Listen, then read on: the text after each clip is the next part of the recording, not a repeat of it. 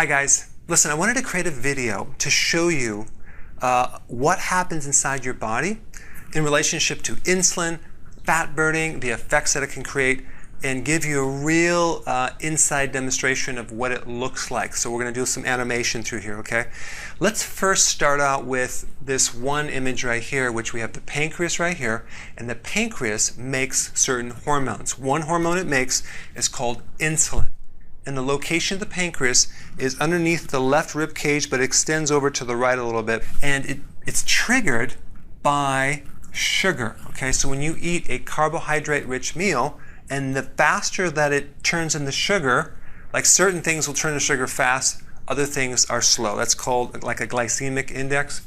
Like celery would turn into sugar very slowly. Candy would be very fast. So as soon as the sugar spikes in the blood and it goes above a certain level, it triggers the pancreas to make insulin.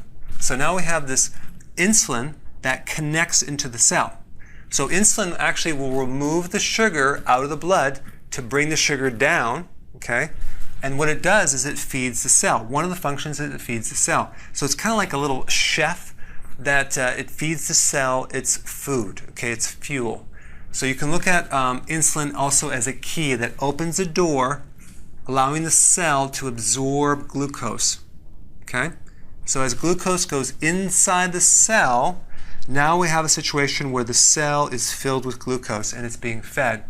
Now there's a signal that then will go from the cell back up to the pancreas and tell the pancreas to turn off because it's been fed.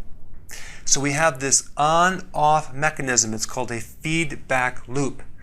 And all the hormones have this feedback loop where the hormone is sent across a distance, it does its function, and then once it's done, it sends a signal back letting the gland know it did its job as an acknowledgement, so then it can turn off. If this signal is off in any way, then the pancreas will continue to communicate and send more hormone when you really might not need it. Okay, so we know number one, insulin feeds the cell fuel, okay? Then it helps you store sugar. So here's insulin, it comes in here, takes the sugar out, feeds the cell. Number two, it actually stores sugar mainly in the liver, but some in the muscle as well, and some in the kidney, some in the brain, and some in the white blood cell, but mainly the liver and kidney. That's where the storage happens. And the body stores sugar as something called glycogen. That's the name of it. Glycogen is a series of glucose molecules strung together in a chain. So there's two main types of fuel storage in the body. We have the glycogen reserve, and then we have the fat reserve, okay? The glycogen reserve, which is the sugar reserve, is roughly only 1,700 calories. It's very, very tiny, versus 70,000 calories on a non-obese average person.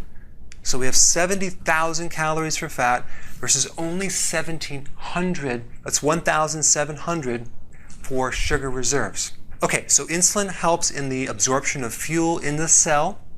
It helps in the sugar storage, which is called glycogen reserve.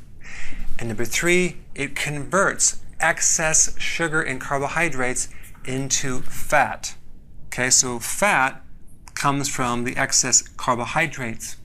So as soon as the blood sugars go too high, insulin converts it to fat in the liver. So it's dumping fat into the liver and dumping fat into the body, specifically in the belly area. This is the storage around the liver and starts spilling off into a belly, a fat belly.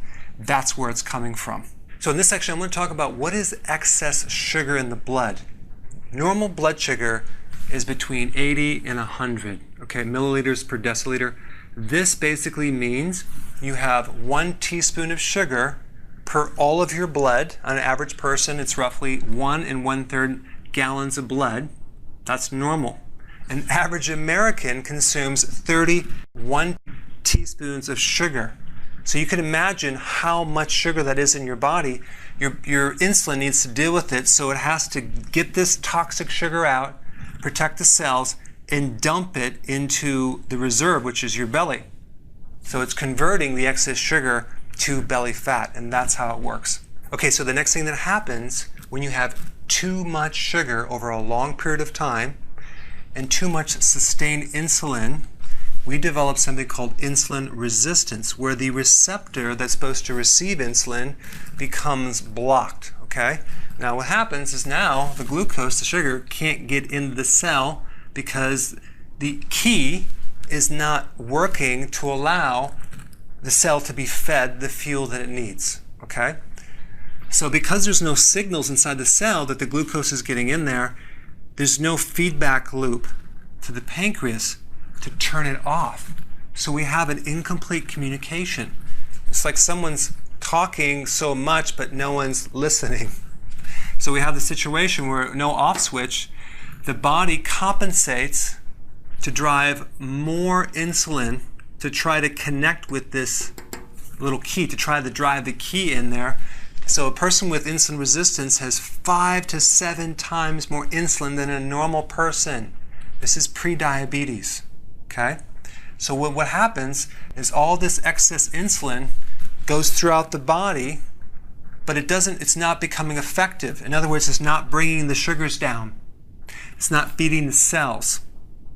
What it's doing, it's going in storage as belly fat. So we're dumping more and more insulin that's converting this sugar into fat in the belly and making a fatty liver. Other symptoms, there's 4 main big symptoms with insulin resistance.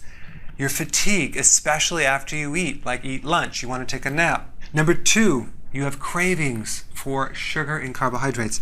Number 3, you have excessive urination at night because wherever the excess insulin is going, fluid is following it. So you're actually, sometimes you have glucose coming through the urine, you're going to be peeing more.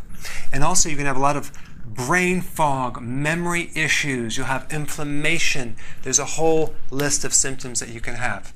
So there's several other purposes of insulin that go beyond just glucose going in the cell. Number 1, protein goes in the cell with the help of insulin. Without insulin, you can't absorb protein, amino acids in the cell. That's why diabetics have loss of muscle, collagen, muscle weakness. They can't build muscle. They have joint issues, disc issues, a lot of protein issues. And potassium, the major mineral or electrolyte, which is potassium, will not go in the cell as well, thereby having fatigue, high sodium, that's going to get high pulse rate, high blood pressure, arrhythmias, heart arrhythmias, skip heartbeat, palpitations, edema, swelling in your feet, poor sleep because potassium helps relax your body, muscle cramps, constipation, gout, kidney stones. Okay, so insulin is needed for other things as well.